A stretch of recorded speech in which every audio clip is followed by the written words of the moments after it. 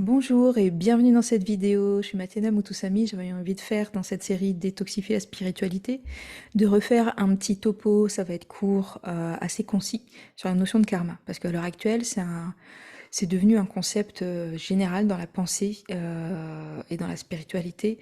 On pourrait presque dire général au niveau mondial. Euh, Parce que ça me paraît très important de remettre un petit peu les choses dans leur contexte et de prendre un petit peu de la distance parfois avec ce concept-là parce qu'il n'a pas toujours la même signification et au fil des âges, il n'a pas toujours eu la même signification. Donc le karma, c'est une notion fondamentale dans plusieurs traditions religieuses et philosophiques, donc auxquelles on compte l'hindouisme, le bouddhisme, le jaïnisme et le sikhisme et d'autres écoles de philosophie indienne. Donc c'est une idée ou un concept complexe qui a évolué au fil du temps et qui a un impact majeur aujourd'hui au niveau mondial, parce que surtout dans le milieu de la spiritualité, on en parle énormément. Je vais vous faire une présentation un petit peu historique parce que vous allez voir que c'est intéressant de mettre ça en relief et mettre de la distance un petit peu dans ce concept-là. Donc le concept de karma, à la base, il naît dans l'hindouisme, qui est l'une des religions les plus anciennes du monde, qui date de plusieurs millénaires, donc on est sur à peu près 4000 ans, au bas mot, à minima. Et donc, dans les textes sacrés hindous, et notamment les Védas et les Upanishads, donc qui datent d'aussi longtemps que ça, donc il y a un débat, l'Occident dit que les Védas datent de 1500 ans avant Jésus-Christ. Les érudits indiens et les savants indiens, eux, se sont plutôt mis d'accord sur la date de 1500 ans, pardon, 1900 ans avant Jésus-Christ. Il y a un petit décalage Orient-Occident. Je ne m'appesantis pas sur la question. Il y a beaucoup de datations posées par les savants indiens qui ne sont pas reconnues par les savants, je mets le mot savant, hein, intellectuel en Occident. Et donc, dans ces textes anciens, les Védas et les Upanishads, je le prononce à la française, il y a des références à cette notion de karma. Et à la base, dans les Védas, donc dans les textes les plus anciens, le karma désigne, en français, on traduit souvent par le terme de sacrifice. J'aime pas ce terme-là parce qu'il est connecté négativement à sacrifice lors d'un rituel. Je préférerais dire une offrande lors d'un rituel. Donc le karma, à la base, ça désigne ça, le fait de faire une action, de faire une offrande lors d'un rituel. Euh, donc c'était au départ, le karma, c'est quelque chose qui est associé aux rituels religieux, et les rituels religieux sont associés aux devoirs sociaux. C'est très, très interrelié avec la société. Et donc, il va y avoir dans l'hindouisme, au cœur de l'hindouisme, ce concept-là, il va évoluer. On sait que dans l'hindouisme, c'est aux alentours du 6e siècle, où il y a une grosse effervescence, 6e siècle avant Jésus-Christ, où il y a une énorme effervescence sur le sous-continent indien, du coup. Euh, et, euh, et donc, dans l'hindouisme, à ce moment-là, il apparaît une notion morale et éthique qui ressemble un peu plus à ce qu'on connaît aujourd'hui. Donc, il faut savoir que c'est quelque chose qui est remanié, redéfini à un certain moment dans l'histoire. 6e siècle avant Jésus-Christ, c'est aussi la période où le bouddhisme apparaît. Et donc, le Bouddha, quand il crée cette philosophie, ce mouvement, il développe ou il déroule une nouvelle compréhension du karma. Et donc, dans la tradition bouddhisme, le karma, il est relié au samsara, qui est le samsara, c'est le cycle des réincarnations. Et donc, selon le Bouddha, pour résumer, c'est vraiment résumé, parce qu'après, il va y avoir plein de textes sur cette question-là et de débats et de discussions sur cette question-là. Selon le Bouddha, nos actions passées, qui constituent donc le karma, influencent notre existence future. Et donc toujours dans ce bouddhisme-là, le but ultime est de mettre fin au cycle de réincarnation en atteignant le nirvana, un état de libération de la souffrance. C'est un gros résumé, parce que aussi à l'intérieur du bouddhisme, il n'y a pas qu'un seul bouddhisme. Les bouddhismes les plus anciens, on se retrouve plus du côté de l'Asie du Sud-Est à l'heure actuelle. Certains bouddhismes anciens ont disparu aussi à l'heure actuelle. Le bouddhisme tibétain qu'on connaît beaucoup en Occident n'est pas forcément le bouddhisme le plus majoritaire. Il y a différentes branches en fait, et chaque branche va avoir des débats d'ordre philosophique, du coup, sur ces questions-là. sur le cycle des réincarnations, ils ne voient pas forcément toujours de la même manière, et sur qu'est-ce qui constitue exactement le karma, ils n'ont pas forcément tous la même idée. Je vais vous mettre une vidéo en lien, si vous avez envie de creuser la question, d'un savant français qui sait résumer un petit peu ça et ses différentes écoles. De la même manière, je vais vous mettre un lien sur un savant voilà, qui détaille le karma, mais d'un point de vue hindou, du coup. Donc, ce qui me paraît super important dans cette idée-là, c'est de bien expliquer que c'est un concept qui a évolué. C'est un concept, et comme tout concept quand il évolue avec la société, avec des impacts politiques, économiques, sociétaux, et parfois ces concepts sont modifiés par poussée de la société ou par poussée du politique. Il faut bien comprendre que c'est pas juste la main du divin parfois qui agit. Je sais que certains considéreront que de toute façon c'est toujours la main du divin. Mais voilà, intéressant quand même de mettre ça en perspective. Pour continuer un petit peu sur cette perspective-là, donc le karma dans le jaïnisme, il naît aussi dans cette grande effervescence au VIe siècle avant Jésus-Christ, qui est écrit par Mahavira. Pareil, je le prononce à la française. Et donc, le jaïnisme accorde une importance assez centrale au karma. Il faut savoir qu'il y a des branches de l'hindouisme qui se sont développées en, en ne mettant pas du tout le karma au centre, en fait, ou genre c'est pas important, ou vraiment, ou le karma il peut être travaillé, donc c'est pas très très grave, c'est pas quelque chose de fondamental. Donc dans le jaïnisme, par contre, c'est quelque chose d'assez central. Les jaïns, donc les gens qui sont adeptes du jaïnisme, ils croient en l'âme éternelle, du coup, Jiva, et en la nécessité de purifier le karma pour atteindre les libérations spirituelles. Ça ressemble un petit peu, vite fait, au concept bouddhiste, à certains concepts bouddhistes. Mais vraiment, ça ressemble vite fait, parce que la pensée et la cosmogonie est assez différente. Dans le sikhisme aussi, on connaît les Sikhs parce que ils sont quand même nombreux en Europe. Donc le sikhisme, c'est une religion qui a émergé en Inde, elle, au XVe siècle après Jésus-Christ. Et donc, pour les Sikhs, le karma est considéré comme une force universelle. Les Sikhs, ils croient en la réincarnation et en l'importance de mener une vie vertueuse pour progresser spirituellement. Il y a des petites, vous sentirez qu'il y a des petites distinctions dans les chemins. Et il faut savoir que le concept de karma, il arrive en Occident à partir du 19e siècle. Avant le 19e siècle, on n'a aucune idée en Occident du karma, ça n'existe pas. Et aussi, à partir du moment où les Européens ont conscientisé les contacts avec l'Inde, etc., on est dans cette pensée européenne, occidentale, coloniale, qui pense que tous les autres peuples de la Terre sont des débiles. Mais c'est un outil de domination aussi de penser ça. Donc, y compris quand les Britanniques voilà, prennent pied sur place, on n'est pas dans des époques où il y a des gens qui s'intéressent réellement ou de manière massive à, ok, c'est quoi ces vieilles traditions, et c'est quoi cette vieille spiritualité, très ancienne spiritualité euh, en Inde. Donc, en Occident, ça arrive très tardivement. Donc, dans la sphère anglo-saxonne, voilà, ça arrive parce que les Britanniques étaient installés en Inde.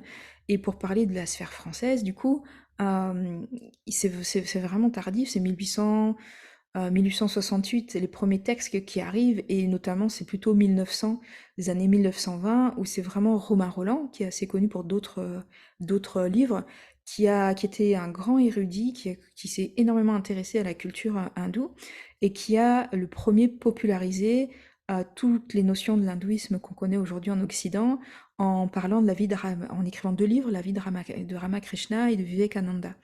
Et c'est vraiment à ce moment-là, donc plutôt 1920 avec Romain Rolland pour la France, où on découvre tous ces concepts-là. Donc la notion de karma en France, elle arrive quand même il y a, il y a pas si longtemps que ça, il y a un petit siècle du coup. Donc c'est assez récent.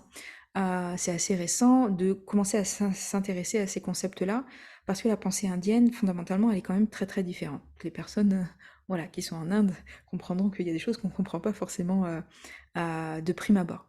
Aujourd'hui, le concept de karma, il a connu un gros succès, donc il navigue un petit peu partout, et j'ai envie de dire il est quand même installé bien au-delà de la sphère de la spiritualité, du bien-être, du développement personnel, quel que soit le mot qu'on puisse mettre sur ces courants-là.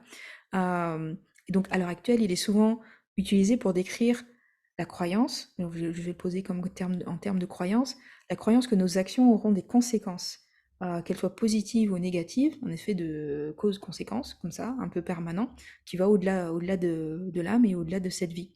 Euh, et donc, certaines personnes voient le karma comme une espèce de justice cosmique. Et il y a une justice qui est là, du coup. Euh, et que d'autres personnes, parce que tout ça à l'heure actuelle est justement pas organisé, et moi j'ai l'impression que chacun a envie de mettre ce qu'il veut derrière le terme de karma, que ça peut être aussi vu comme un guide moral pour prendre des décisions dans leur vie quotidienne, en fait, pour choisir ok, quelle action est bonne et quelle action est juste. Et donc, si vous avez le temps, je vous mets un podcast, de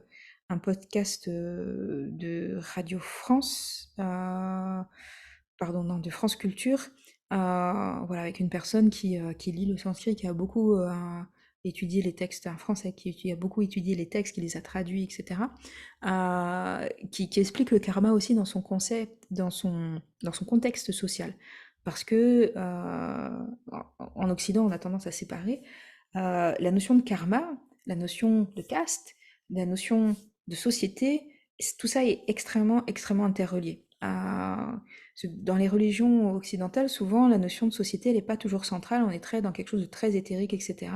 Il y a une forme de pragmatisme, ouais, de pragmatisme, de réalisme dans, dans l'hindouisme de manière générale, de regarder un petit peu les choses concrètes et de la vie réelle, et que du coup, il y a besoin de penser aussi la société et la hiérarchie dans la société, et les actions dans la société, et les interactions dans la société.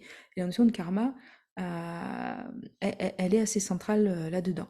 Donc si vous voulez creuser, je vous laisserai regarder le lien vers Radio France, et donc France Culture en particulier, qui prend le temps de bien expliquer ça, mieux que moi. Je suis pas, je suis pas une spécialiste de la question. J'essaye de vous faire un résumé, du coup, assez global, assez global.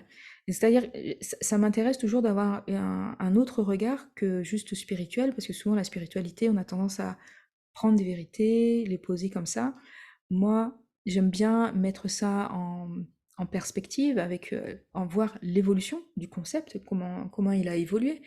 Et il y a quelque chose, si on l'observe d'un point de vue sociologique, historique, moi je me dis souvent, le concept de karma, si on voulait poser, parce qu'il est associé énormément à cette notion sociale, et parce qu'il est extrêmement lié du coup à la notion de caste qui existe déjà quand les premiers textes, les Védas sont écrits, il y a 1500 ans ou 1900 ans avant Jésus-Christ.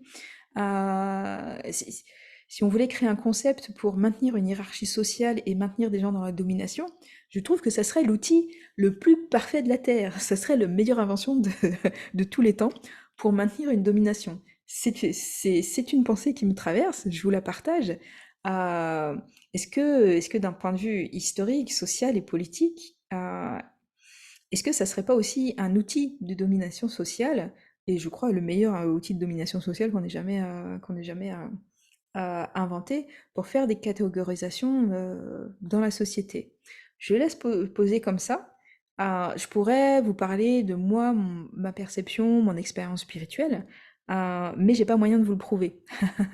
Je préfère vous le poser sous forme de questionnement comme ça, de mise en perspective, pour savoir ok de quoi on parle. Et si je reviens aussi sur le karma dans l'hindouisme, vous prenez le temps d'écouter le podcast en entier, vous comprendrez que le karma, dans la notion de karma, il y a une fonction sociale. Je ne sais pas si c'est une fonction ou quelque chose qui découle, en tout cas une interaction. C'est vraiment relié au social et à la société. Euh, et vraiment inséré dans une société qui ne centre pas sa réflexion sur l'individu, en fait. Une société qui sait qu'on est obligé de fonctionner avec les autres, euh, une société qui est loin de la pensée libérale, où il y a juste des individus en tant que tels. Ça veut dire que transposer la notion de karma, parce qu'il a une fonction sociale claire, quand on le transpose dans d'autres sociétés qui, elles, sont individualistes, individuelles, libérales, est-ce que ça a toute sa pertinence du coup? Parce qu'il perd sa fonction sociale aussi en migrant après dans d'autres cultures. Est-ce que c'est juste? Est-ce qu'un concept est forcément transposable dans toute société, dans tout courant de pensée, etc. En dehors du fait aussi que bah, derrière le karma, il y a toute une vision de la vie, toute une cosmogonie aussi, etc. Et donc il y a ce concept-là donc, qui est très populaire, j'ai envie de dire, qui navigue énormément bah, dans toutes les sociétés. Et moi j'ai beaucoup vu où on justifie des tas d'actes, enfin le karma utilisé comme justification de certaines choses. Et une déresponsabilisation des actes d'autres personnes en fait. J'ai souvent vu ça. En tout cas dans la sphère française, c'est souvent utilisé comme ça. Pour ne pas aussi aller voir et étudier bah, l'acte en question, bah, quelles sont ses conséquences, au lieu de dire bah, c'est juste le karma et puis on passe à autre chose et puis voilà. C'est ça, c'est parfois utilisé comme une œillère, je trouve, et comme un bon mécanisme de déni du coup. Voilà, donc j'avais envie d'ouvrir un petit peu tous ces questionnements-là. Si vous y connaissez, si vous avez envie de rajouter en commentaire des liens, l'idée dans ces vidéos-là, c'est de nourrir la réflexion. Moi, je prends le temps de faire des petites recherches, de vous partager des réflexions, de vous apporter des éléments de recherche, et pour si vous avez envie de creuser, etc. Toujours l'idée, c'est construisez votre propre pensée. Gardez toujours votre esprit critique, gardez votre discernement en tout temps. Et si vous savez voyager de manière spirituelle, en conscience très facilement, allez voir par vous-même, allez questionner le concept, allez questionner le concept par vous-même, allez voir pour les personnes qui savent, faites-le pas, faites-le seulement si vous êtes sécurisé, allez voir si vous savez passer de l'autre côté, au-delà, là, allez voir comment ça se passe, d'accord? Bah, seulement pour les personnes qui savent le faire, parce qu'on ne prend pas de risques, hein, dans ces cas-là, voilà.